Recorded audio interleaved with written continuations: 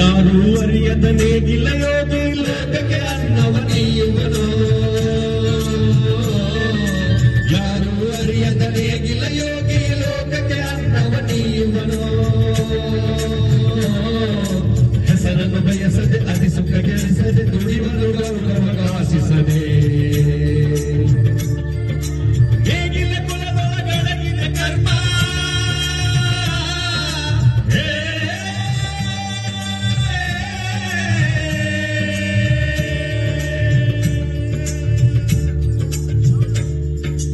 ನೇಗಿಲ ಕುಲದೊಳಗಡಗಿದ ಕರ್ಮ ನೇಗಿಲ ಮೇಲೆ ನಿಂತಿದೆ ಧರ್ಮ. ನೇಗಿಲ ಮೇಲೆ ನಿಂತಿದೆ ಧರ್ಮ.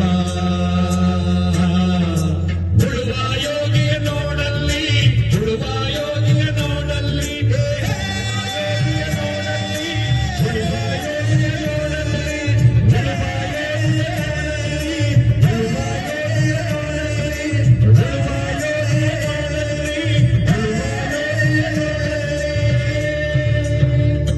ಎಲ್ರಿಗೂ ಧನ್ಯವಾದ.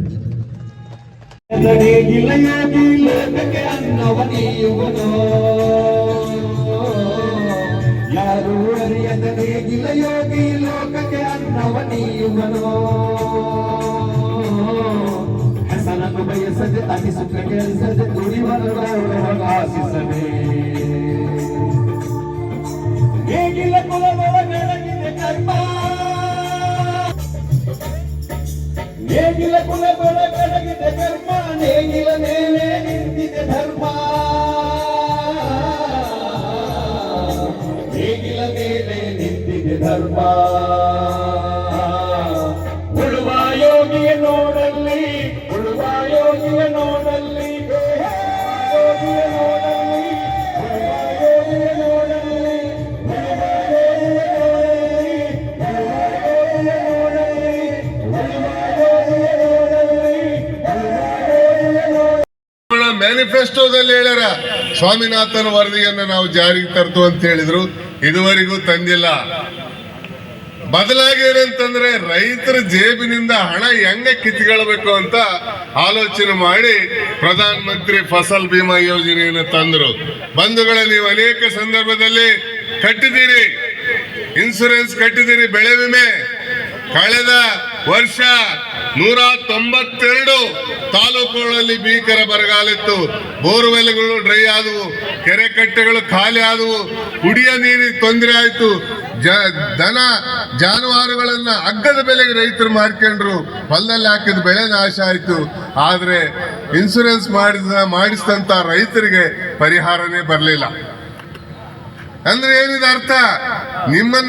ನಿಮ್ಮ ಜೇಬಿನಿಂದ ದುಡ್ಡು ಒಯ್ದು ಬಹುರಾಷ್ಟ್ರೀಯ ಕಂಪನಿಗಳ ಇನ್ಸೂರೆನ್ಸ್ ಕಂಪನಿಗಳ ಲಾಭ ಮಾಡಿದ್ರೆ ಹೊರತು ನಿಮಗೇನೂ ಮಾಡಲಿಲ್ಲ. ಅದೇ ರೀತಿ ಇವತ್ತು ಬರಗಾಲಕ್ಕೆ ಪರಿಹಾರ NDRF ಇದ್ರ ಪ್ರಕಾರ ಏನಾದ್ರೂ ಎಲ್ಲ ರೈತರಿಗೆ ಪರಿಹಾರ ಕೊಡಬೇಕಾಗಿತ್ತು. ಕಳೆದ ವರ್ಷ 192 ತಾಲೂಕುಗಳಲ್ಲಿ ಬರಗಾಲ ಆದ್ರೆ ಈ ವರ್ಷ ಕೆಲವು ಜಿಲ್ಲೆಗಳಲ್ಲಿ ಅತಿವೃಷ್ಟಿ ಬಂದು ಏನಂತಂದ್ರೆ ರೈತರು ಹಾಕಿದ ಬೆಳೆಗಳು ನಷ್ಟ ಆಗಿವೆ. ಆದ್ರೆ ಯಾವುದೇ ಪರಿಹಾರ ಇವತ್ತು ರೈತರಿಗೆ ಸಿಗ್ತಾ ಇಲ್ಲ. ಬದಲಾಗಿ ಇವತ್ತು ರಸಗೊಬ್ಬರದ ಬೆಲೆ ಹೆಚ್ಚಾಗಿದೆ, ಕೀಟನಾಶಕದ ಬೆಲೆ ಹೆಚ್ಚಾಗಿದೆ, ಕೂಲಿ ಆಳುಗಳ ಬೆಲೆ ಹೆಚ್ಚಾಗಿದೆ, ಕೃಷಿ ವೆಚ್ಚ ಹೆಚ್ಚಾಗಿದೆ. ಆದ್ರೆ ನಾವು ಬೆಳೆದಂತ ಬೆಳೆಗೆ ಮಾತ್ರ ಸರಿಯಾದ ಬೆಲೆ ಇಲ್ಲದೆ ಇವತ್ತು ನಾವು ಸಾಲಗಾರರಾಗಿದ್ದೇವೆ. ಬಂಧುಗಳೇ, ನಿಮಗೆ ಈ ದೇಶದ ಮಾನ ಮರ್ಯಾದೆಯನ್ನ ಕಾಪಾಡಿದವರು ರೈತರು. ಈ ರಾಜಕಾರಣಿಗಳಿಗೆ ಅರ್ಥ ಆಗ್ತಾ ಇಲ್ಲ. ಈ ದೇಶಕ್ಕೆ ಸ್ವಾತಂತ್ರ್ಯ ಬಂದಂತ ಸಂದರ್ಭದಲ್ಲಿ 35 ಕೋಟಿ ಜನಸಂಖ್ಯೆ ಇತ್ತು. 35 ಕೋಟಿ ಜನಸಂಖ್ಯೆಗೆ ಅನ್ನ ಕೊಳ್ಳಾರ್ದೆ, ಅನ್ನ ಸಿಗಲಾರ್ದೆ ಏನಂತಂದ್ರೆ ಅಮೆರಿಕದಿಂದ ಮುಗ್ಗುಜೋಳ, ಗೋಧಿ ತಂದು, ಮೆಕ್ಕೆಜೋಳನ ತಂದು ನಮ್ಮ ಬಡಬಗ್ಗರಿಗೆ ಹಂಚಂತ ಸಂದರ್ಭ ನೆಹರು ನವಾಬರು ಮಾಡ್ತಾ ಇದ್ರು ಅವಾಗ. ಆದ್ರೆ ಬಂಧುಗಳೇ, ಇವತ್ತು 144 ಕೋಟಿ ಜನಸಂಖ್ಯೆ ಇದೆ. 144 ಜನಸಂಖ್ಯೆಗೆ ಇವತ್ತು ಬೇಡಿದ್ದನ್ನು ಕೊಡ್ತಾ ಇದೀವಿ. ಕಾಳು ಕಡಿ ಬೇಕಂದ್ರೆ ಕಾಳು ಕಡಿ, ಅಕ್ಕಿ, ಹಣ್ಣು, ಹಂಪಲ, ತರಕಾರಿ, ಮೊಟ್ಟೆ, ಕೋಳಿ, ಮಾಂಸ ಯಥೇಚ್ಛವಾಗಿ ಎಲ್ಲರಿಗೆ ಕೊಟ್ಟು ಹೊರ ದೇಶಕ್ಕೆ ಕಳಿಸ್ತಕ್ಕಂತ ಶಕ್ತಿ ಇವತ್ತು ನಮ್ಮ ರೈತರಿಗೆ ಬಂದಿದೆ. ಯಾರು ಮಾಡಿದ್ರೆ ಯಾವ ಲೋಕಸಭೆಯಲ್ಲಿ ಬೆಳೆ ಬೆಳಿಲಿಲ್ಲ, ಯಾವ ಶಾಸನ ಸಭೆಯಲ್ಲಿ ಬೆಳೆ ಬೆಳಿಲಿಲ್ಲ.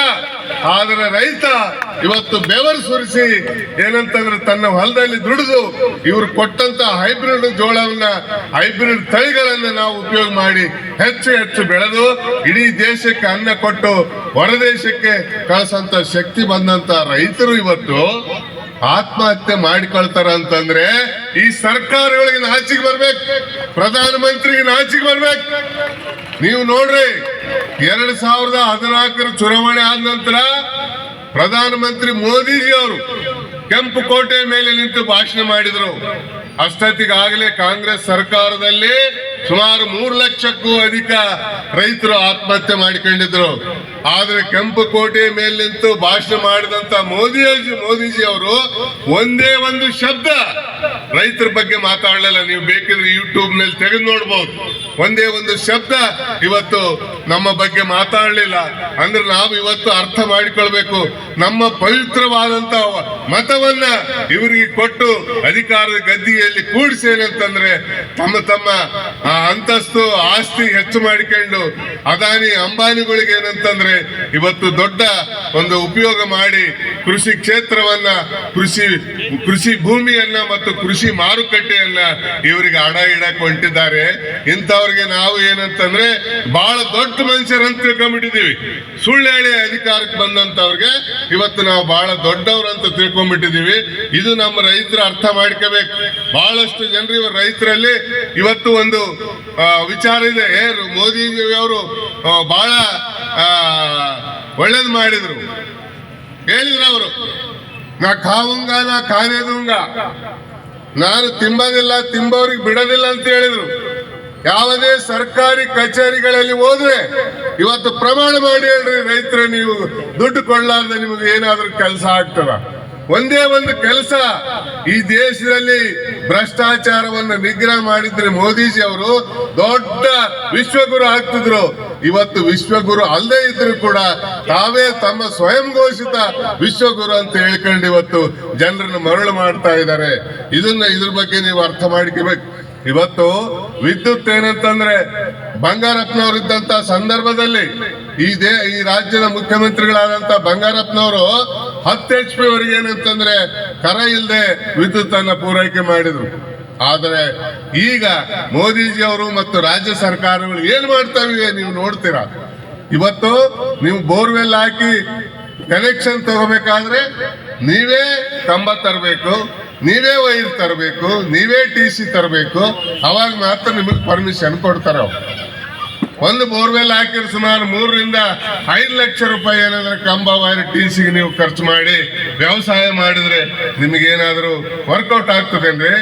ಪುಕ್ಕಟ್ಟೆ ಕರೆಂಟ್ ಕೊಟ್ರೆ ಇವ್ರು ಕೊಡೋ ಕರೆಂಟ್ಗೆ ಇವರು ಸುಮಾರು ಏನಂದ್ರೆ ಅದು ವೋಲ್ಟೇಜ್ ಇರ್ಲಾರ್ದಂತ ಕರೆಂಟ್ ಕೊಟ್ಟು ವರ್ಷಕ್ಕೆ 3-4 ಸಲ ನಮ್ಮ ಮೋಟರ್ಗಳು ಸುಡ್ತಾ ಇದಾವೆ.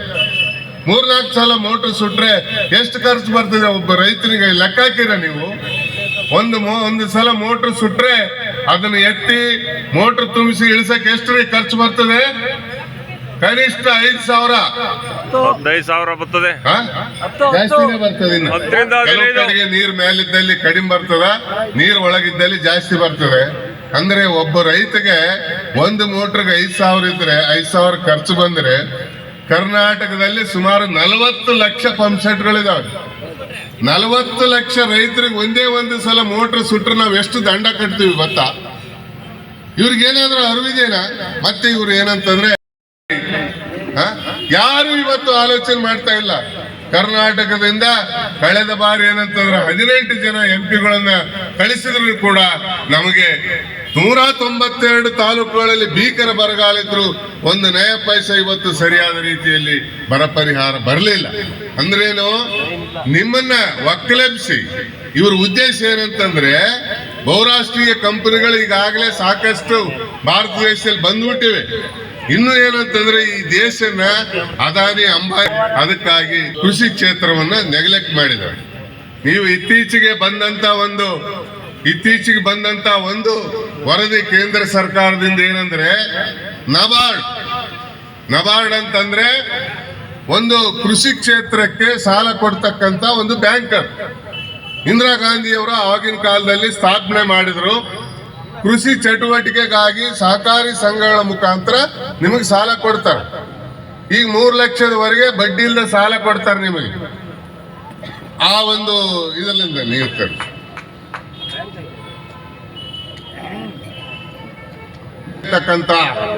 ಸಹಕಾರಿ ಸಂಘಗಳ ಮುಖಾಂತರ ಸಾಲ ಕೊಡ್ತಕ್ಕಂತ ಯೋಜನೆಗೆ ಏನಂತಂದ್ರೆ ನಬಾರ್ಡ್ಲಿಂದ ಅನುದಾನ ಬರ್ತವೆ.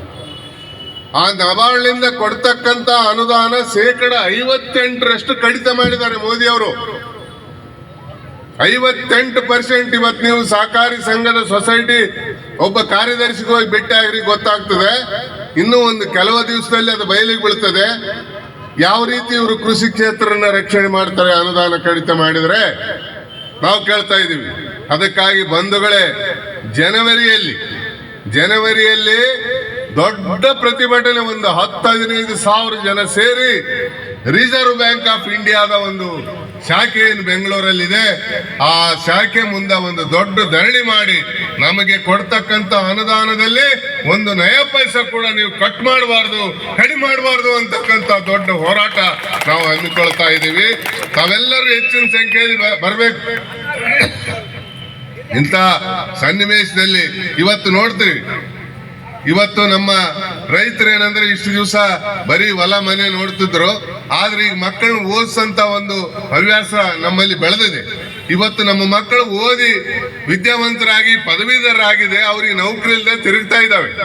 ಇವತ್ತಿನ ಪತ್ರಿಕೆಯಲ್ಲಿ ನೋಡಿದ್ರೆ 2,76,00,000 ಉದ್ಯೋಗಗಳ ಖಾಲಿ ಅದಾವಂತ ಕರ್ನಾಟಕದಲ್ಲಿ.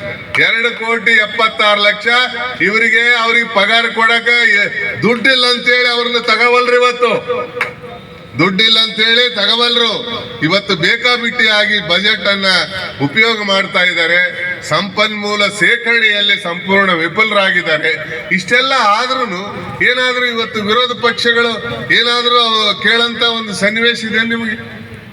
ಇವತ್ತು ಕರ್ನಾಟಕದಲ್ಲಿ ಇರ್ತಕ್ಕಂಥ ಅಧಿಕೃತ ವಿರೋಧ ಪಕ್ಷಗಳು ಜನತಾದಳ ಮತ್ತು ಬಿಜೆಪಿ ಅವಕ್ಕೇನಿಲ್ಲ, ಬರೀ ಎರಡೇ ಹಿಡ್ಕೊಂಡ್ಬಿಟ್ಟಾರ, ಒಂದು ವಕ್ಫ್ ಇನ್ನೊಂದು ಕೂಡ. ಅಲ್ಲಿ ಇವರು ಇಲ್ಲಿ ರೈತರು ಸಾಯ್ತಾ ಇದ್ದಾರೆ. ಬರಗಾಲಕ್ಕೆ ಪರಿಹಾರ ಇಲ್ಲ, ಫಸಲ್ ಬೀಮಕ್ಕೆ ಪರಿಹಾರ ಇಲ್ಲ, ಅತಿವೃಷ್ಟಿಗೆ ಪರಿಹಾರ ಇಲ್ಲ, ಗೊಬ್ಬರದ ರೇಟ್ ಹೆಚ್ಚು, ಎಲ್ಲ ಹೆಚ್ಚಾಗಿ ಏನಂತಂದ್ರೆ ದಿವಾಳಿ ಆಗ್ತಾ ಇದ್ದಾರೆ. ರೈತರು ಸಂಕಷ್ಟದಲ್ಲಿದ್ದಾರೆ. ಇದ್ರ ಬಗ್ಗೆ ಇವತ್ತು ಯಾವ ವಿರೋಧ ಪಕ್ಷನೂ ಮಾತಾಡ್ತಾ ಇಲ್ಲ. ಕರ್ನಾಟಕದಲ್ಲಿ ಅಧಿಕೃತ ವಿರೋಧ ಪಕ್ಷ ಅಂದ್ರೆ ರೈತ ಸಂಘ. ಇವತ್ತು ನಾವು ಕೇಳ್ತಾ ಇದ್ದೀವಿ, ನಾವೇನಂದ್ರೆ ಸರ್ಕಾರನ ಅಳ್ಳಾಡ್ಸಂತ ಶಕ್ತಿ ಇವತ್ತು ನಮಗ್ ಬರ್ಬೇಕಾಗಿದೆ. ಆ ನಿಟ್ಟಿನಲ್ಲಿ ನೀವೆಲ್ಲರೂ ಒಗ್ಗಟ್ಟಾಗಬೇಕು. ಒಗ್ಗಟ್ಟಾಗಿ ನಾಳೆ ಜನವರಿಯಲ್ಲಿ ನಡೀತಕ್ಕಂತ ಹೋರಾಟಕ್ಕೆ ನಿಮ್ಮ ಗದಗ ಜಿಲ್ಲೆಯಿಂದ ಅತ್ಯಂತ ಹೆಚ್ಚಿನ ಸಂಖ್ಯೆಯಲ್ಲಿ ನೀವು ಬರಬೇಕು. ನಮ್ಮ ಧ್ವನಿ ಗಟ್ಟಿ ಆಗಬೇಕು. ನಾವು ಒಗ್ಗಟ್ಟಾಗಿ ನಮಗೆ ಸಿಗ್ತಕ್ಕಂತ ಸವಲತ್ತುಗಳನ್ನ ನಾವು ಹೋರಾಟದಿಂದ ಪಡಿಬೇಕಂತ ಹೇಳಿ ನಾನು ನಿಮ್ಮಲ್ಲಿ ವಿನಂತಿ ಮಾಡ್ತಾ, ವಿಶೇಷವಾಗಿ ಶಿವಾನಂದ್ ಅವರು ಬಹಳ ಒಂದು ಉತ್ಕೃಷ್ಟವಾದಂತಹ ಕಾರ್ಯಕ್ರಮವನ್ನ ಇವತ್ತು ನೋಡ್ರಿ ಎಂತ ಸನ್ನಿವೇಶ ಇದೆ. ಇಡೀ ದೇಶದ ಮಾನ ಕಾಪಾಡಿದಂತ ರೈತನ ಮಕ್ಕಳಿಗೆ ಕನ್ಯೆ ಸಿಗುವಲ್ ಹೇಳ್ತಾರೆ ನಮ್ಮ ಕಾರ್ಯಕರ್ತರು. ಯಾವ್ದಾರ ಒಂದು ಚಪರಾಸಿ ನೌಕರಿ ಗೌರ್ಮೆಂಟ್ ನೌಕರಿ ಇಲ್ಲಪ್ಪ ಅವನಿಗೆ ಕೊಡ್ತೀವಿ ಹೊರತು ಈ 100 ಎಕರೆ ಇದ್ರ ಭೂಮಿ ಇದ್ದವನಿಗೆ ಮಾತ್ರ ನಾವು ಸರ್ಕಾರ ಕನ್ಯೆ ಕೊಡೋದಿಲ್ಲ ಅಂತ ಎಂತ ದುರಂತ ಇಲ್ಲ. ಈ ದೇಶದ ಮಾನ ಕಾಪಾಡಿದ ರೈತರಿಗೆ ಇವತ್ತು ಅವಮರ್ಯಾದೆ. ಯಾರು ಆಲೋಚನೆ ಮಾಡ್ತಾರೆ ಇದನ್ನ? ಇವತ್ತು ಕೃಷಿಗೆ ಗೌರವಯುತ ಸ್ಥಾನ ತರಬೇಕಾದ್ರೆ ನಾವೇ ತರಬೇಕು. ಈ ರಾಜಕಾರಣಿಗಳ ಕಣ್ಣಿಂದ ಸಾಧ್ಯ ಇಲ್ಲ. ಆ ನಿಟ್ಟಿನಲ್ಲಿ ನೀವೆಲ್ಲರೂ ಆಲೋಚನೆ ಮಾಡಬೇಕು. ಬಹಳ ಗಂಭೀರ ಪರಿಸ್ಥಿತಿ ಇನ್ನು ಮುಂದೆ ಬರ್ತದೆ. ಈಗಾಗಲೇ ಕೃಷಿ ಕ್ಷೇತ್ರಕ್ಕೆ 106 ಕಂಟಕಗಳು ಬಂದಿವೆ. ಆದ್ರೂ ಎದುರಿಸಿ ನಮ್ಮ ಏನು ಗಟ್ಟಿತನದಿಂದ ಇವತ್ತು ಒಕ್ಕಲ್ತನವನ್ನು ನಾವು ಮುಂದುವರಿಸಿದ್ದೀವಿ. ಅದಕ್ಕೊಂದು ಗೌರವ ಸ್ಥಾನ ತಂದು ಕೊಡಬೇಕಾದ್ರೆ ನಾವು ಒಗ್ಗಟ್ಟಾಗಬೇಕು, ಹೋರಾಟ ಮಾಡಬೇಕು. ನೀವೆಲ್ಲರೂ ಅದರಲ್ಲಿ ಭಾಗಿಯಾಗ್ತೀರಂತ ಹೇಳಿ ವಿಶ್ವಾಸದಿಂದ ನಾನು ಇಲ್ಲಿ ಬಂದಿದ್ದೇನೆ. ಬಹಳ ಒಳ್ಳೆಯ ಕಾರ್ಯಕ್ರಮ. ನಮ್ಮ ಶಿವಾನಂದ ಇಟಗಿ ಅವರು ಎಲ್ಲ ರಾಜ್ಯದ ಪದಾಧಿಕಾರಿಗಳನ್ನು ಕರೆಸಿ ನಿಮ್ಮೆಲ್ಲರನ್ನು ಕರೆಸಿ ಒಂದು ಒಳ್ಳೆ ವಿಚಾರವನ್ನ ರೈತರಿಗೆ ತಿಳಿಪಡಿಸಲಿಕ್ಕೆ ಒಂದು ದೊಡ್ಡ ಕಾರ್ಯಕ್ರಮ ಹಾಕ್ಯಾರ. ಆ ಕಾರಣಕ್ಕಾಗಿ ರಾಜ್ಯ ಸಮಿತಿ ವತಿಯಿಂದ ಅವರಿಗೆ ನಾನು ಧನ್ಯವಾದಗಳನ್ನು ಹೇಳ್ತಾ, ಮತ್ತು ಚಂದ್ರಕಾಂತ್ ಉಳ್ಳಾಗಡ್ಡಿ ಅವರು ಕೂಡ ಅವರಿಗೆ ಹೆಗಲಿಗೆ ಕೊಟ್ಟು ಇವತ್ತು ಈ ಕಾರ್ಯಕ್ರಮದ ಯಶಸ್ಸಿಗೆ ಹೆಣಗಾಡಿದ್ದಾರೆ. ಮತ್ತು ಅದಲ್ಲದೆ ಈ ಮುಂಡ್ರಗಿ ತಾಲೂಕಿನ ಗದಗ ಜಿಲ್ಲೆಯ ಎಲ್ಲ ಕಾರ್ಯಕರ್ತರು ಏನಂದ್ರೆ ಈ ಒಂದು ಉತ್ಕೃಷ್ಟವಾದಂತಹ ಕಾರ್ಯಕ್ರಮ ಆಯೋಜನೆ ಮಾಡಿದಕ್ಕಾಗಿ ನಿಮ್ಮೆಲ್ಲರಿಗೂ ರಾಜ್ಯ ಸಮಿತಿ ವತಿಯಿಂದ ನಾನು ಧನ್ಯವಾದಗಳನ್ನು ಹೇಳಿ ನನ್ನ 2 ಮಾತನ್ನು ಮುಗಿಸ್ತೇನೆ. ನಮಸ್ಕಾರ. ಇದೇ ವೇದಿಕೆಯಲ್ಲಿ ಮಾತಾಡಿದ್ದೆ ನಾನು. ಮಾಧ್ಯಮದಲ್ಲಿ ದೊಡ್ಡ ಸುದ್ದಿ ಮಾಡಿದ್ರು. ನಂಜುಂಡಸ್ವಾಮಿ ಹೇಳ್ತಾ ಇದ್ರು, ಒಂದು ಪೀಕ್ ಲೆವೆಲ್ಗೆ ರೈತ ಸಂಘ ಬೆಳೆದಿತ್ತು. ಹಸಿಟ್ಟು ಅವಳು ಮುಂದೇನಾಗತ್ತೆ ಅನ್ನೋ ಪ್ರಶ್ನೆ ಮಾಡಿದ್ರೆ ಗಾಂಧಿ ಟೋಪಿ ಆಗತ್ತೆ ಅಂತಿದ್ರು. ಗಾಂಧಿ ಟೋಪಿ ಕಳ್ಳರು ಹಾಕತ್ತಾರೆ, ಒಳ್ಳೆಯವರು ಸಜ್ಜನರು ಹಾಕತ್ತಾರೆ, ದುರ್ಜನರು ಹಾಕತ್ತಾರೆ. ಹಸಿಟ್ಟವಳು ದುರುಪಯೋಗ ಮಾಡ್ಕೊಂಬೇಡಿ. ಅದು ನಮ್ಮ ತಾಯಿ ಮಾಡಿದಂಥ ದ್ರೋಹ, ತ್ಯಾಗ ಬಲಿದಾನ ಕಟ್ಟಿದಂಥ ಚಳವಳಿ ಮಾಡಿದಂಥ ದ್ರೋಹ ಆಗುತ್ತೆ. ದಯವಿಟ್ಟು ಮಾನ ಮರ್ಯಾದೆಗೆ ಬದುಕಲ್ಕೊಂಡು ಹಸುಟ್ಟವಲ್ ಹಾಕೊಂಡು ಮರು ಪುಡಾರಿಗಳ ಥರ ಕೀಳು ವ್ಯಕ್ತಿ ಥರ ಬದುಕೋಕೆ ಬೇಡ. ಆ ಥರ ವಿನಂತಿ ಮಾಡ್ತಾ ಇದ್ದೀನಿ. ಆ ಥರ ಯೋಗ್ಯತೆ ಇದ್ರೂ ಮಾತ್ರ ಹಸುಟ್ಟವಲ್ ಧರಿಸ್ಬೇಕು ನನ್ನ ಶರೀರದಾಗೆ, ಇಲ್ಲಾಂದ್ರೆ ಹಸುಟ್ಟವಲ್ ಹಾಕಬಾರ್ದು.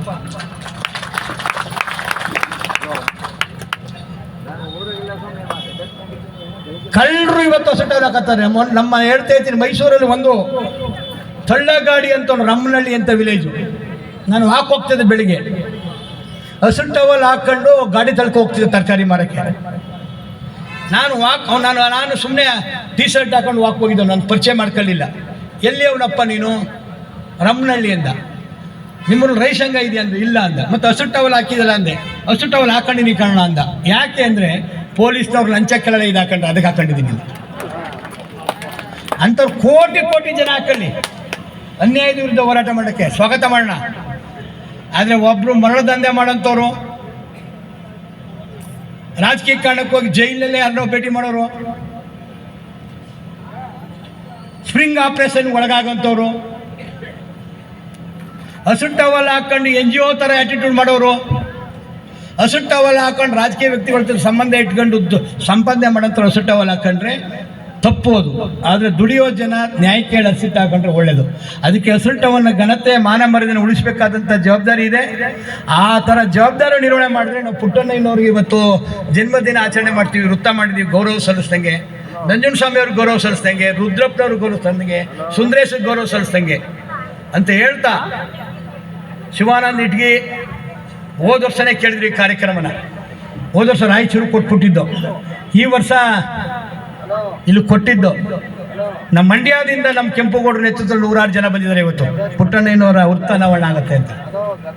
ವೃತ್ತ ಅನಾವರಣಕ್ಕೆ ಇವರು ಇರಲಿಲ್ಲ, ದೂರದಿಂದ ಬಂದವರು. ವೃತ್ತ ಅನಾವರಣ GS ಪಾಟೀಲ್ ಮಾಡೋಗಿದ್ದಾರೆ. ಹಂಗೆ ಸಂಗೊಳ್ಳಿ ರಾಯಣ್ಣ ಚಾಮರ್ಸ್ ಮಾಡಿದ್ರು. ಕಾರ್ಯಕ್ರಮ ಮುಗಿದ ಮೇಲೆ ನಮ್ಮ ಆ ಭಾಗದಿಂದ ಬಂದಿರೋರು ಅಥವಾ ಯಾರು ವೃತ್ತ ನೋಡ್ಬೇಕು ಅಂದವರೆಲ್ಲ ಹೋಗಿ ಅಲ್ಲಿ ಜೈಕಾರ ಹಾಕಿ ಫೋಟೋನ ತೆಗಿಸೋಕ್ಕೆ ಅವಕಾಶ ಇದೆ. ಅದಕ್ಕೆ ಅವಕಾಶ ಮಾಡಿಕೊಡ್ಬೇಕು ಶಿವಾನಂದ ಇಟಗಿ ಅವರು ನಮ್ಮ ಸ್ಥಳೀಕರಿಗೆ ಹೇಳಿ. ಜನವರಿ 29 ಒಂದು ಪ್ರಮುಖ ಚಳವಳಿ ಹಮ್ಮಿಕೊಂಡಿದ್ದೀವಿ ನಾವು. ಚಾಮರ್ಸು ಘೋಷಣೆ ಮಾಡಿದ್ರು. ಕೇಂದ್ರ ಸರ್ಕಾರದ ಕೆಟ್ಟ ನೀತಿಗಳಿಂದ ಇವತ್ತು ರೈತರ ಕೃಷಿ ಸಾಲ ಕಡಿತಗೊಳಿಸಾಗ್ತದೆ. 58% ನಬಾರ್ಡದಿಂದ ಬರೋದು ಸಾಲ ಕಪ್ಪು ಹೋಗ್ತಾ ಇದೆ. ಮುಂದೆ 5 ಲಕ್ಷದವ್ರಿಗೆ 0% ಬಡ್ಡಿ ಸಿಗ್ತದೆ, ಯಾರಿಗೂ ಸಿಗಲ್ಲ. ಈಗಾಗಲೇ ಕೈ ಸಾಲ ಮಾಡ್ಕೊಂಡಿದ್ದೀವಿ. ಮೈಕ್ರೋ ಫೈನಾನ್ಸ್ ಬಂದು ಹಳ್ಳಿಲಿ ಇವತ್ತು ಮಹಿಳೆಯರಿಗೆಲ್ಲ ಸಾಲ ಕೊಟ್ಟು ಅವ್ರ ಮನೆ ಮಾನ ಹಾಕುವಂಥ ಕೆಲಸ ಮಾಡ್ತಾ ಇದ್ದಾರೆ. ನಬಾರ್ಡ ಸಾಲ ತಗ್ಸಿರೋದು ಮೈಕ್ರೋ ಫೈನಾನ್ಸ್ ವಿರುದ್ಧ 10,000ಕ್ಕಿಂತಲೂ ಜನ ಹೆಚ್ಚು ಸೇರಿ ಜನವರಿ 29, 2025 ಜನವರಿ 29 ಬೆಂಗಳೂರಿನಲ್ಲಿ ರಿಸರ್ವ್ ಬ್ಯಾಂಕ್ನ ರೂಪತಂಗೋಸ್ಕರ ಮುತ್ತಿಗೆ ಹಾಕೋ ಕಾರ್ಯಕ್ರಮ ಮಾಡ್ತೀವಿ. ಈ ಸರ್ಕಾರ ಮಾಡಿರುವಂಥ ನೀತಿ ಬದಲಾಗಬೇಕು, ರೈತ ಉಳಿಬೇಕು.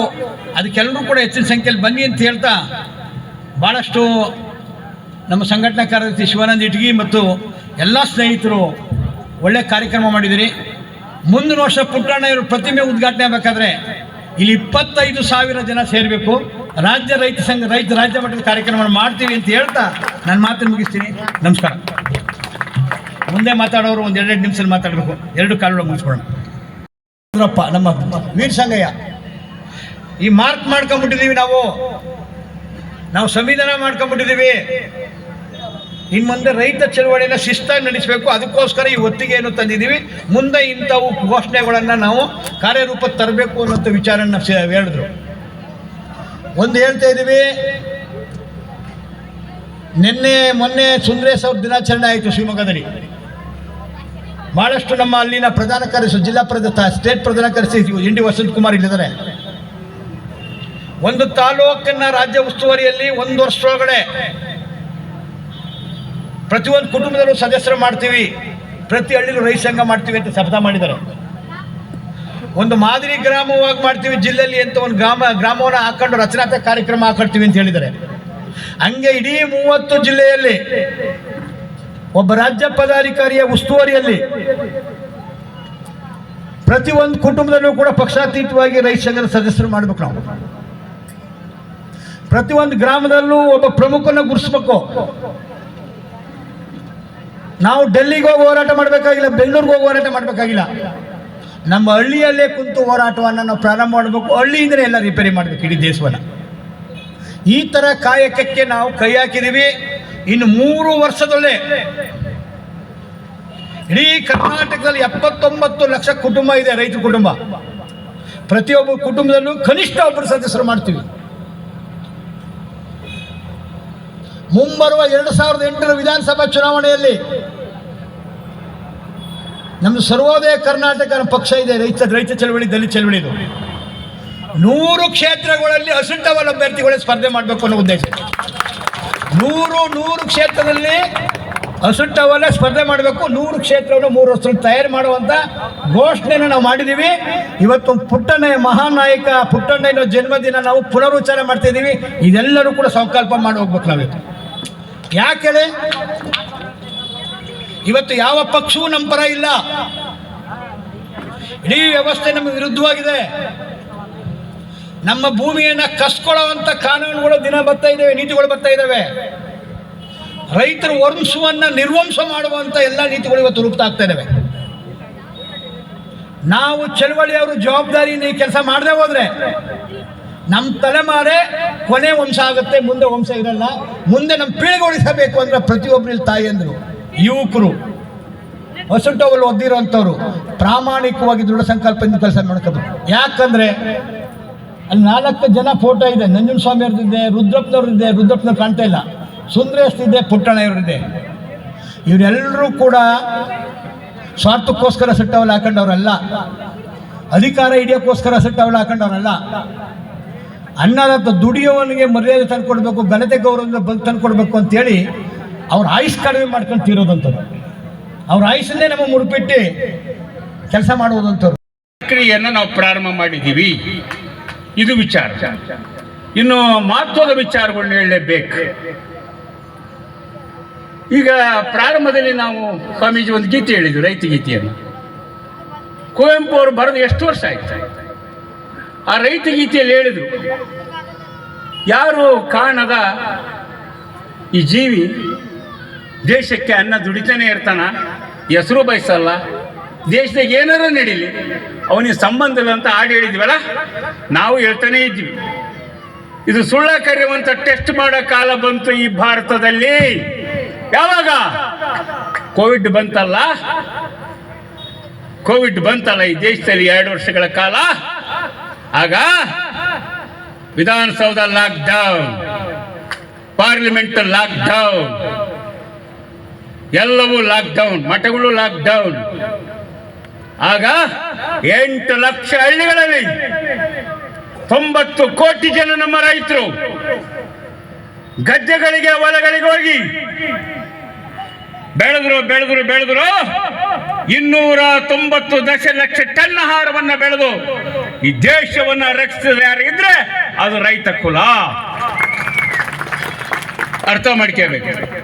ಸುಮಾರು 42 ಲಕ್ಷ ಜನ ಕೋವಿಡ್ ಅಲ್ಲಿ ತೀರೋದು. ಹಳ್ಳಿಗಳಲ್ಲಿ ಕೂಡ ಕೆಲವರು ಪ್ರಾಣದ ಹಂಗು ತೊರೆದು ದುಡಿದ್ವಿ. ಏನು ಕೊಟ್ವಿ? ಡಾಕ್ಟರ್ ಹೇಳಿದ್ರು, ಬಿಸಿ ಅನ್ನ ಸಾರು ಉಣ್ಣು, ನಿಂಬೆ ನಿಂಡಿಕ ಡೋಲ ಸಿಕ್ಬಿಟ್ಟು ನುಂಗು ಸಾಕು, ಆರಾಮಾಗ್ತತಿ ಅಂತ ಹೇಳಿ ಸೂಚನೆ ಬಂತು. ಬಿಸಿ ಅನ್ನಕ್ಕೆ ಸೊಪ್ಪು ಕೊಟ್ಟವ್ರು ಯಾರು? ನಿಂಬೆಹಣ್ಣು ಕೊಟ್ಟವ್ರು ಯಾರು? ಮೊಟ್ಟೆ ಕೊಟ್ಟವ್ರು ಯಾರು? ಮಾಂಸ ಕೊಟ್ಟವ್ರು ಯಾರು? 123 ಬೆಳೆಗಳನ್ನ ಬೆಳೆದು ಈ ದೇಶವನ್ನ ರಕ್ಷಣೆ ಮಾಡಿದ್ದು ಯಾವುದೇ parliament, Vidhana Soudha, DC office, AC office, ತಾಲೂಕು ಆಫೀಸ್ಗಳಲ್ಲ. 8 ಲಕ್ಷ ಹಳ್ಳಿಗಳಲ್ಲಿ ವಾಸ ಮಾಡುವ ನಮ್ಮ ರೈತರು. ಹೌದಲ್ರಿ? ಈ ರೀತಿಯ ತ್ಯಾಗದಲ್ಲಿ ಅದನ್ನು ಕುವೆಂಪು ಅವರು ಅವತ್ತೇ ಗುರುತಿಸಿದಾರಲ್ರಿ, ಅವತ್ತೇ ಗುರುತಿಸಿದ್ದಾರೆ ಡಾಕ್ಟರ್ ರಾಷ್ಟ್ರಕವಿ ಕುವೆಂಪು ಅವರು. ಸುಮ್ಮನೆ ಹೇಳ್ತಾ ಇದೀವಿ ನಾವು, ಸುಮ್ಮನೆ ಹೇಳ್ತಾ ಇಲ್ಲ. ಆ ನಾಡಗೀತೆಯಲ್ಲಿ ಅರ್ಥಪೂರ್ಣವಾದ ಮಾತುಗಳು ಜಾರಿಯಾಗಿದ್ದವು ಈ ದೇಶದಲ್ಲಿ ಅನ್ನೋದನ್ನು ಮರಿಬಾರದು. ಅಷ್ಟೇ ಅಲ್ಲ, ಬಹಳ ವಿಚಾರಗಳನ್ನ ಮುನ್ನೋಟದಲ್ಲಿ ಮಾತಾಡಿದ್ದಾರೆ. ನನ್ನ ಸಮಯ ಕಡಿಮೆ ಇದೆ, ಆದ್ರೆ ಒಂದು ಮಾತನ್ನು ಹೇಳ್ತೀನಿ ನೋಡ್ರಿ. ಕಳೆದ 15 ವರ್ಷಗಳಿಂದ ಸುಮಾರು ಈ ದೇಶದಲ್ಲಿ ರೈತರ ಆತ್ಮಹತ್ಯೆ ಜಾಸ್ತಿ ಆಯ್ತು. ಆಗ ಕೇಂದ್ರದ ಸರ್ಕಾರ UPA 1 ಇತ್ತು, ಮನಮೋಹನ್ ಸಿಂಗ ಪ್ರಧಾನಮಂತ್ರಿ ಆಗಿದ್ರು. ಆಗ ಯಾಕೆ ರೈತರು ಆತ್ಮಹತ್ಯೆ ಮಾಡ್ಕೊಂತಾರೆ ಅನ್ನೋದನ್ನ ತಿಳ್ಕೋಬೇಕು, ಅದಕ್ಕೆ ಪರಿಹಾರ ಕಂಡುಹಿಡಿಬೇಕಂತೇಳಿ MS ಸ್ವಾಮಿನಾಥನ್ ಅವ್ರನ್ನ ಒಂದು ಆಯೋಗ ಮಾಡಿ ಅಧ್ಯಕ್ಷರು ಮಾಡಿ ಕಳಿಸಿದರು. ಇಡೀ ಭಾರತ ದೇಶದಾದ್ಯಂತ ಎಲ್ಲ ರಾಜ್ಯಗಳಿಗೆ ಸಂಚರಿಸಿ ಅವರು ಒಂದು ವರದಿಯನ್ನು ರೆಡಿ ಮಾಡಿದರು. 1.5 ವರ್ಷಗಳ ಕಾಲ ಜವಾಬ್ದಾರಿ ಬಗ್ಗೆ ಮನದಟ್ಟು ಮಾಡಿಕೊಟ್ಟಿದ್ದಾರೆ. ಈ ಸಭೆನ 2 ಕಾಲಗಳು ಮುಗಿಸ್ತೀವಿ, ಸನ್ಮಾನನೂ ಸೇರಿ. ನಮ್ಮ ಮುಂದೆ ಮಾತಾಡೋರು ಹಲವರು ಇದ್ದಾರೆ, ಭಾಳ ಕಡಿಮೆ ಅವಧಿಯಲ್ಲಿ ಅವ್ರು ಮಾತಾಡ್ತಾರೆ. ಮಹಾನ್ ನಾಯಕ ಚರಣ್ ಸಿಂಗ್ ಜನ್ಮದಿನವೂ ಕೂಡ ಹೌದು.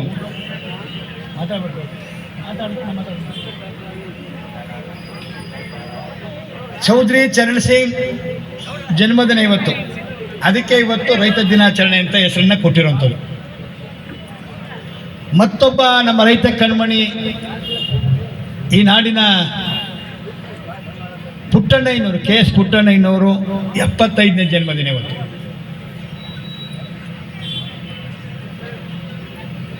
ಪುಟ್ಟಣ್ಣಯ್ಯನವ್ರಿಗೂ ಮುಂಡರಿಗೂ ಏನು ಸಂಬಂಧ? ಹಸಿರು ಟಾವಲಿನ ಸಂಬಂಧ. ಪುಟ್ಟಣ್ಣಯ್ಯನವರು ರೈತ ಚಳವಳಿಯಲ್ಲಿ ಗುರುಸ್ಕೊಂಡಿದ್ದಂಥವರು, ರಾಜ್ಯದಲ್ಲಿ ರೈತ ಚಳವಳಿಯನ್ನು ಮುನ್ನಡೆಸಿದವರು, ನಾಯಕತ್ವದಲ್ಲಿ ಶಾಸಕರಾಗಿ 2 ಅವಧಿಯಲ್ಲಿ 224 ಕ್ಷೇತ್ರಗಳ ರೈತ ಪ್ರತಿನಿಧಿಯಾಗಿ ಕೆಲಸ ಮಾಡಿದಂಥವ್ರು. ಇಡೀ ರಾಜ್ಯದ ಮೂಲೆ ಮೂಲೆ, ಅದು ಬೀದರ್ ಆಗ್ಬೋದು, ಬಿಜಾಪುರ ಆಗ್ಬೋದು, ಗದಗ ಆಗ್ಬೋದು, ಧಾರವಾಡ ಆಗಿರ್ಬೋದು, ಕಟ್ಟ ಕಡೆಯ ಮನುಷ್ಯ ಪುಟ್ಟಣ್ಣನ ಹತ್ರ ದುಃಖ ದುಮ್ಮಾನಗಳನ್ನ ಹೇಳ್ಕೊಳ್ತಾ ಇದ್ರು. ಪುಟ್ಟಣ್ಣಯ್ಯ MLA ಆಗಿ ದುಡಿಯುವ ರೈತರು ಮತ್ತು ದುಡಿಯುವವರ ಕಷ್ಟದಲ್ಲಿರುವಂಥ ಜನರ ಮತ್ತು ವಿಧಾನಸೌಧಕ್ಕೂ ಸೇತುವೆಯಾಗಿ ಕೆಲಸ ಮಾಡಿದಂಥವ್ರು ಪುಟ್ಟಣ್ಣಯ್ಯ. ಅದಕ್ಕೆ ಇವತ್ತು ಮುಂಡರಗಿಯಲ್ಲಿ ಪುಟ್ಟಣ್ಣಯ್ಯವರ ಜನ್ಮದಿನ ಮಾಡಿ ನಮ್ಮ ಶಿವಾನಂದ ಇಟ್ಗಿ ಮತ್ತಿತರು ಎಲ್ಲರೂ ಕೂಡ, ನಮ್ಮ ಚೌಡರೆಡ್ಡಿ ಎಲ್ಲ ಸ್ನೇಹಿತರು ಇವತ್ತು ಒಂದು ವೃತ್ತಕ್ಕೆ ಅವರ ಹೆಸರನ್ನ ಅನಾವರಣ ಮಾಡಿದ್ದಾರೆ. ಇದೇ ಸಂಬಂಧಗಳು.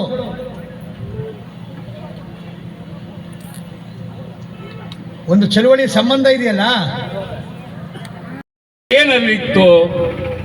ಈ ದೇಶದ ರೈತರು ತಾವು ಹಾಕಿರುವ ಬಂಡವಾಳ, ಕೃಷಿ ಬಂಡವಾಳದಲ್ಲಿ 13ರಿಂದ 23% ನಷ್ಟದಲ್ಲಿ ಮಾರ್ಕೆಟ್ ಅಲ್ಲಿ ಮಾರ್ತಾರೆ. ಹಂಗಾಗಿ ಈ ರೈತ ಕುಲ ಸಾಲದಿಂದಾಗ್ಲಿ ಅಥವಾ ಲಾಭಕ್ಕೆ ಬರಲಿಕ್ಕೆ ಸಾಧ್ಯ ಇಲ್ಲ ಅಂತಕ್ಕಂಥ ಒಂದು ಮಾತನ್ನ ಹೇಳಿದರು. ನಮ್ಮ ರೈತರಿಗೂ ಆಶ್ಚರ್ಯ, ಕೇಳೋರಿಗೂ ಆಶ್ಚರ್ಯ. ಹೆಂಗಿದು ನಷ್ಟಕತಿ? ಸ್ವಾಮಿನಾಥನ್ ಮುಂದರೆದು ಹೇಳ್ತಾರೆ. ಹೆಂಗಂತ ಹೇಳ್ತೀನಿ. ಉದಾಹರಣೆಗೆ 10 ಎಕರೆ ಭೂಮಿ ಐತಂತ ಇಟ್ಕೊಳ್ರಿ, ಚಂದ್ರಕಾಂತ್ ಉಳ್ಳಗಡ್ಡೆ ಅವರಿಗೆ 10 ಎಕರೆ ಯಾರಿಗಾರ ಲೀಸ್ ಕೊಟ್ರ 10,000 ರೂಪಾಯಿ ಲೀಸ್ ಇಟ್ಕೊಂಡು 1 ಲಕ್ಷ ಲೆಕ್ಕ ಬರ್ಕಂತಾನ. ಮುಂದೆ ವರ್ಷವಾಗಿ 1 ಲಕ್ಷ ಇಸ್ಕೊಂಬರ್ತಾನ. ಹೌದಲ್ಲ? ಆದ್ರೆ ಅವನೇ ಸ್ವಂತ ಹೊಲ ಮಾಡಿದ್ರೆ ಆ ಲೀಜಿನ ಲೆಕ್ಕವನ್ನು ಹಾಕೋದಿಲ್ಲ ಅಂತಕ್ಕಂಥದ್ದನ್ನ ಸ್ವಾಮಿನಾಥನವರು ಮೊದಲನೇ ವಿಚಾರನ ಹೇಳ್ತಾರೆ. ಅರ್ಥ ಆಯ್ತಲ್ಲ? ಅರ್ಥ ಆಯ್ತಾ ನಿಮಗೆ? ನಮಗೆ ನಾವು ಮಾಡಿದ್ರೆ ಮೊಳದ ಲೀಜನ್ನ ನಾವು ಲೆಕ್ಕ ಹಾಕಲ್ಲ. ನಂಬರ್ 2, ಇಡೀ ಕೃಷಿ ಕುಟುಂಬದಲ್ಲಿ 8 ಜನ ಇರ್ತಾರೆ, 10 ಜನ ಇರ್ತಾರೆ, 3 ಜನ ಇರ್ತಾರೆ. ಇಡೀ ಕೃಷಿ ಕುಟುಂಬ ವ್ಯವಸಾಯದಲ್ಲಿ ಇಡೀ ತನ್ನ ಜೀವಮಾನ ಪೂರ್ತಿ ಕೆಲಸ ಮಾಡುತ್ತೆ, ಅಲ್ಲಿ ತನ್ನ ಕೂಲಿಯನ್ನು ಅವನು ಲೆಕ್ಕ ಇಡಲ್ಲ ಅಂತಕ್ಕಂಥ ಮಾತನ್ನು ಹೇಳ್ತಾರೆ.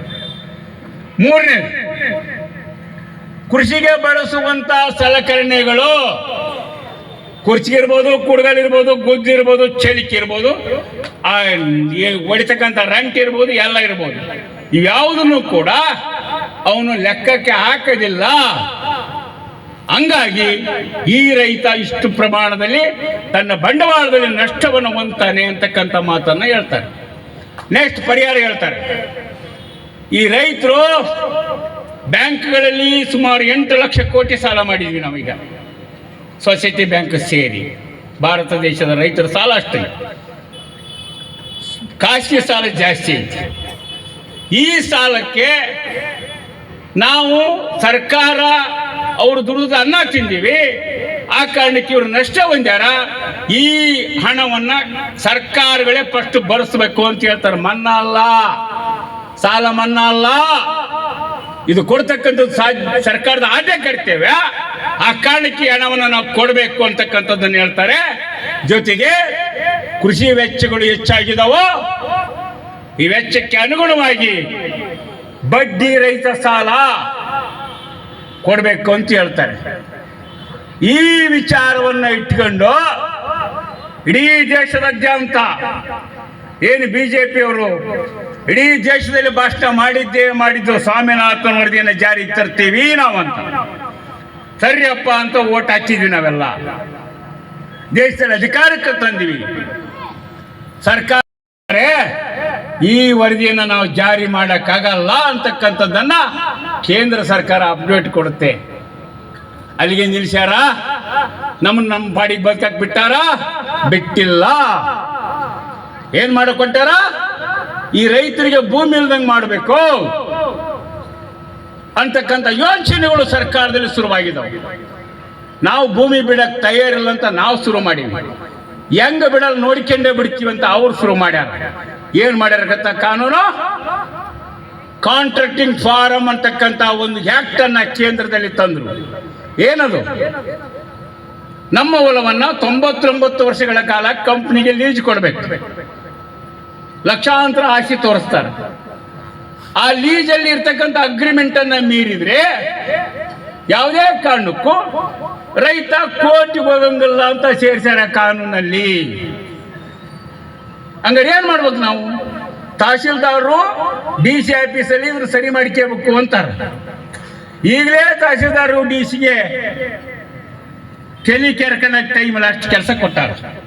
ಇನ್ನು ನಮ್ಮ ರೈತರು ನ್ಯಾಯ ಇತ್ಯರ್ಥ ಮಾಡ್ತಾರ. ಅವರು ಮಾಡಿದ್ರು ಕೂಡ ಕಂಪ್ನಿ ಪರವಾಗಿ ಮಾಡ್ತಾರೆ. ಈ ಡೇಂಜರ್ ಅರ್ಥ ಮಾಡ್ಕೋಬೇಕು. ಅದಕ್ಕೆ ಏನ್ ಮಾಡ್ಯಾರ? ಅಷ್ಟಕ್ಕೆ ಬಿಡಲ್ಲ ಈ ಜನ. ಆಗ್ಲೇ ಹೇಳಿದ್ರಲ್ಲ ಚಾಮರ್ಸ್ ಅವರು, ಸುಮಾರು 40 ಲಕ್ಷ ಕೃಷಿ ಪಂಪ್ ಸೆಟ್ ಅದಾವ ಕರ್ನಾಟಕದಲ್ಲಿ. ಈ ಕೃಷಿ ಪಂಪ್ ಸೆಟ್ದಾರರು ಕನಿಷ್ಠ ಲಾಭದಲ್ಲಿ ಇದ್ದಾರೆ. ಫಸ್ಟ್ ಇವ್ರಿಗೆ ಏನ್ ಮಾಡೋನು? ಮೀಟರ್ ಹಾಕ್ಬಿಡೋಣ. ಎಂತ ಮೀಟ್ರು? Prepaid metre. ಹೆಂಗ ನಮ್ಮ ಮೊಬೈಲ್ ಕರೆನ್ಸಿ ಹಾಕಿದ್ರೆ ಮಾತ್ರ ಓಡುತ್ತೋ ಹಂಗ ಇನ್ನು ಮುಂದೆ ಅವ್ರೇನು ಬರಲ್ಲ ನಿಮ್ಮ ಮನೆಗೆ ಕೇಳಕ್ಕ ಬಿಲ್ಲ. ಕರೆನ್ಸಿ 10,000 ಹಾಕ್ಬೇಕು, ಬಟನ್ ಹೊತ್ತಬೇಕು. ಅದು 15 ದಿನಕ್ಕೆ ಕ್ಲೋಸ್ ಆದ್ರೆ ಮತ್ತೆ ತುಂಬಿಸ್ಬೇಕು. ಈ ರೀತಿ ತುಂಬಿಸಿ ಯಾವನಾದ್ರೂ ರೈತರು ಲಾಭ ಮಾಡ್ಕೊಳಕ್ ಸಾಧ್ಯ ಇಲ್ಲ ಅನ್ನೋದು ಅವ್ರಿಗೆ ಗೊತ್ತಿದೆ. ಅಲ್ಲಿಗೆ ನಿಲ್ಲಿಸಿಲ್ಲ. ಆಯ್ತು, ಹೊಡಿಬೇಕು. ಆಯ್ತು 1 ನಿಮಿಷ ಹೊಡೆಯಕ್ಕಾಗಿ ತಯಾರು ಮಾಡ್ತಾ ಇದೀವಿ, ರೆಡಿ ಆಗಿದೆ. ಅಷ್ಟಕ್ಕೆ ನಿಲ್ಸಿಲ್ಲ. ಏನ್ ಮಾಡಿದಾರ? ನೆಕ್ಸ್ಟ್ ರೈತ ಬೆಳೆದ್ರೆ ಏನ್ ತಿದ್ದುಪಡಿ? ಅದರಿಂದ ನಿನ್ನ ವಸ್ತುಗಳನ್ನ ಎಲ್ಲಾದ್ರೂ ಮಾರ್ಬೋದು. ನೋಡಕ್ ಚಂದ ಐತಿ. ಚಾಮರ್ಸ್ ಮಾಲಿ ಪಾಟೀಲ್ ಹೇಳ್ಬೇಕು ಅದ್ರ ಬಗ್ಗೆ. ಹೇಳಿದ್ರ ಸಭೆಯಲ್ಲಿ. ನೋಡ್ರಿ, ಅವರೇ ಸಿಕ್ಕಾಕೊಂಡಿದ್ರು. ವ್ಯಾಪಾರ ಬಂದು ಮನೆ ಮಂದಿ ವ್ಯಾಪಾರ ಅಂತೇಳಿ ಕೊಟ್ಟರು. 15 ಲಕ್ಷ ರೂಪಾಯಿ ತಮ್ಮ ನೆಲ್ಲೆಲ್ಲ ಕೊಟ್ಟರು. 3 ಲಕ್ಷ ಕೊಟ್ಟೋದ 12 ಲಕ್ಷ ಕೊಡ್ತಂತೇಳಿ ಪರಾರಿ ಆದ. ಇವ್ರು ಕೇಸ್ ಕೊಡಕ್ಕೆ ಹೋದ್ರೆ ಕೇಸ ತಗೋಬಲ್ರು. ಯಾವ ಸ್ಟೇಷನ್ ಈ ಸೆಕ್ಷನ್ ಇಲ್ರಿ ಪಾಟೀಲ್ರಿ, ಏನು ಮಾಡೋಕ್ಕಾಗಲ್ಲ, ಅವನ್ನೇ ಹಿಡ್ಕೊಂಬಂದು ಏನೋ ಮಾಡ್ಕೇಳ್ರಿ ನೀವು ಅಂತೇಳಿ ಕೈ ಬಿಟ್ರು. ಇಂಥವು ಸುಮಾರು 8,000 ದಾಖಲೆಗಳು ಮಾನ್ವಿ, ಗಂಗಾವತಿ, ಸಿಂಧನೂರು, ಈ ಯಾವಾಗ APMCಗೆ ಹೋಗಿದ್ರ ಅಲ್ಲಿ 2 ಲಕ್ಷ ಕೊಟ್ಟರೆ ಇನ್ನು 13 ಲಕ್ಷಕ್ಕೆ ಕಾರ್ಯದರ್ಶಿ ಸಾಕ್ಷಿಯಾಗಿರ್ತದ. ಇನ್ನು ಹೊರಗಡೆ ಮಾರಪ್ಪ ಅಂದ್ರು ಮಾರಿದ್ರು, ರೈತರು ರೊಕ್ಕ ಕಳ್ಕೊಂಡ್ರು. ಹಿಂಗ ಮಲ್ಟಿನ್ಯಾಷನಲ್ ಕಂಪನಿಗಳಿಗೆ ಸಹಾಯ ಆಗುವಂತ ಮಾರ್ಕೆಟ್ ವ್ಯವಸ್ಥೆ ಮಾಡ್ಯಾರ. ಇಲ್ಲಿಗೆ ನಿಲ್ಲಲ್ಲ. ಅದಕ್ಕೆ ನಮಗಿರೋಂಥ ಚಾಲೆಂಜ್ ಏನು? ನಮಗಿರೋ ಚಾಲೆಂಜ್ ನಮ್ಮ ಹಳ್ಳಿಗಳು ಉಳಿಬೇಕಾ ಬೇಡ, ನಮ್ಮ ರೈತರು ಕೃಷಿ ಭೂಮಿ ಉಳಿಬೇಕಾ ಬೇಡ? ಉಳಿಲೇಬೇಕು. ಉಳಿಬೇಕಂತಂದ್ರೆ ಅವಾಗಿನಂಗ ಬೇಕಾ ಬಿಟ್ಟಿ ರೈತ ಸಂಘ ಮಾಡಿದ್ರೆ ನಡೆಯಲ್ಲ. ನಾವು ಒಂದು ಶಿಸ್ತಿಗೆ ಬಂದು ಸಂಘಟನೆಯನ್ನ ವೈಚಾರಿಕವಾಗಿ ವಿಚಾರ ಕೊಡುವಂತ ಶಕ್ತಿಯನ್ನ ಬೆಳೆಸಬೇಕು. ಗೊತ್ತಿರಲಿ ನಿಮಗೆ, 1980ರ ದಶಕದಲ್ಲಿ ರೈತ ಸಂಘ ಪ್ರಾರಂಭ ಆದಾಗ ಸಿರುಗುಪ್ಪದಲ್ಲಿ ಒಂದು ದೊಡ್ಡ ಸಮಾವೇಶ ಆಯಿತು. ಆ ಸಮಾವೇಶದಲ್ಲಿ ನಂಜುಂಡಸ್ವಾಮಿಯವರು ಎಲ್ಲರೂ ಅನೇಕ ಜನರು ಮಾತಾಡಿದ್ರು. ಅದು ಕೇಳಲಿಕ್ಕೆ ಬಂದಿರತಕ್ಕಂಥ ರಾರಾವಿ ಒಬ್ಬ ರೈತ ಈ ಹಸಿರು ಜಾಂಡ ಏನು ಕಟ್ಟಿರಲ್ಲ, ಹಂಗಾರೆ ಇದ್ರಾಗ ಶಕ್ತಿ ಐತೆ ನೋಡೇ ಬಿಡೋಣ ಅಂತೇಳಿ ಹಸಿರು ಜಾಂಡವನ್ನ ಕಳ್ತನ ಮಾಡ್ಕೊಂಡು ತಮ್ಮ ಊರಿಗೆ ಒಯ್ದ. ತಮ್ಮ ಊರಿನ ಇದರಲ್ಲಿ ಕಟ್ಟಿದ. ಸೊಸೈಟಿಯಲ್ಲಿ 2 ಸರಿ ಬಂದು ಜಪ್ತಿ ಮಾಡಿ ಹೋಗಿದ್ರು ಊರಾಗ. ಆ ಜಾಂಡ ನೋಡಿದ್ವಿ ಮೇಲೆ ಸೊಸೈಟಿಯರು ಹೋಗ್ತಾರ, ಅಲ್ಲೆಲ್ಲಿ ಜಾಂಡ ಬಂತು, ಇನ್ನಿಲ್ಲಿ ನಮ್ಮದು ನಡೆಯೋದಿಲ್ಲ ಅಂತೇಳಿ ನಮ್ಮ ಜಾಂಡ ನಮ್ಮ ವಿಚಾರವನ್ನು ಮಾತಾಡುವ ಶಕ್ತಿ ಐತಿ. ನಮ್ಮ ಶಾಲು ನಮ್ಮ ಕಾನೂನು ಹೇಳ್ತಕ್ಕಂಥ ಶಕ್ತಿ ಐತಿ. ಇವುಗಳನ್ನು ಬೆಳೆಸುವ ಉಳಿಸುವ ಕಾರ್ಯವನ್ನು ಮಾಡೋಣ ಅಂತಕ್ಕಂಥ ಮಾತು ಹೇಳಿ ನನ್ನ ಮಾತಿಗೆ ವಿರಾಮ ಕೊಡ್ತೀನಿ. ಎಲ್ಲರಿಗೂ ನಮಸ್ಕಾರ. ಅನಾವರಣ ಆಗಿದೆ. GS ಪಾಟೀಲ್ರು ಮಾತಾಡಿದ್ರು ಪ್ರಾರಂಭದಲ್ಲಿ, ನಮ್ಮ ರೋಣ ಶಾಸಕರು. ಪುಟ್ಟಣ್ಣಯ್ಯನವ್ರ ಜೊತೆ ಅವರು ಶಾಸಕರಾಗಿ ಕೆಲಸ ಮಾಡಿದ್ದೀನಿ ಅಂತ ಹೇಳಿದ್ರು. ಮುಂದಿನ ವರ್ಷದೊಳಗಡೆ ನಾವು ಯಾವ ವೃತ್ತ ಮಾಡಿದ್ದೀವಿ ಅಲ್ಲಿ ಅವ್ರ ಪ್ರತಿಭೆ ಸ್ಥಾಪನೆ ಆಗಬೇಕು ಅನ್ನೋ ಕೂಡ ಅವ್ರು ಘೋಷಣೆ ಮಾಡಿದ್ದಾರೆ. ಮುಂದಿನ 1 ವರ್ಷದೊಳಗಡೆ ಇಲ್ಲಿ ಜಿಲ್ಲಾಡಳಿತ ಸಹಕರಿಸ್ತೆ ಅಂತ ನಂಬ್ಕೊಂಡಿದ್ದೀನಿ. ಕೃಷಿ ಮಾರುಕಟ್ಟೆ ಸಮಿತಿ ಸಹಕರಿಸ್ತೆ ಅಂತ ತಿಳ್ಕೊಂಡಿದ್ದೀನಿ. ಸಹಕರಿಸ್ತೇ ಬೇಕು. ಪುಟ್ಟಣ್ಣಯ್ಯನವರ ವೃತ್ತದಲ್ಲಿ ಪ್ರತಿಮೆ ಸ್ಥಾಪಿಸಿ ಒಂದು ಕಾರ್ಯಕ್ರಮನ, ದೊಡ್ಡ ಮಟ್ಟದ ರಾಜ್ಯ ಮಟ್ಟದ ಕಾರ್ಯಕ್ರಮನ ಮಾಡೋಣ. ಸ್ನೇಹಿತರೆ, ಚಳವಳಿ ಸುಮ್ಮನೆ ಹುಟ್ಟದ್ದಲ್ಲ.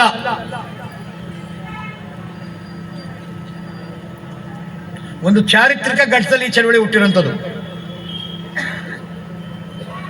ಅಖಂಡ ಧಾರವಾಡ ಜಿಲ್ಲೆ, ಇವತ್ತು ಗದಗು, ಹಾವೇರಿ, ಧಾರವಾಡ ಏನಿದೆ 3 ಜಿಲ್ಲೆ ಅಖಂಡ ಧಾರವಾಡ ಜಿಲ್ಲೆ. ಇವತ್ತು ಗದಗ ಜಿಲ್ಲೆ ನರಗುಂದ, ಧಾರವಾಡ ಜಿಲ್ಲೆ ನವಲಗುಂದದಲ್ಲಿ ರೈತ ಬಂಡಾಯ ನಡೆದು ನಮ್ಗೆಲ್ಲರಿಗೂ ಗೊತ್ತಿದೆ. ಆ ರೈತ ಬಂಡಾಯ ಆದ ಮೇಲೆ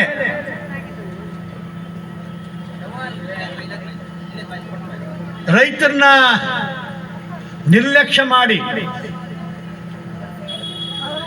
ಹಳ್ಳಿಗಳ ಮರೆತು ಆಡಳಿತ ನಡೆಸಿದ್ದಂಥ ಸರ್ಕಾರಗಳ ವಿರುದ್ಧ, ಅಧಿಕಾರಿಗಳ ವಿರುದ್ಧ ಒಂದು ದೊಡ್ಡ ಚಳವಳಿ ಪ್ರಾರಂಭ ಆದ್ದು ಈ ನೆಲದಲ್ಲಿ.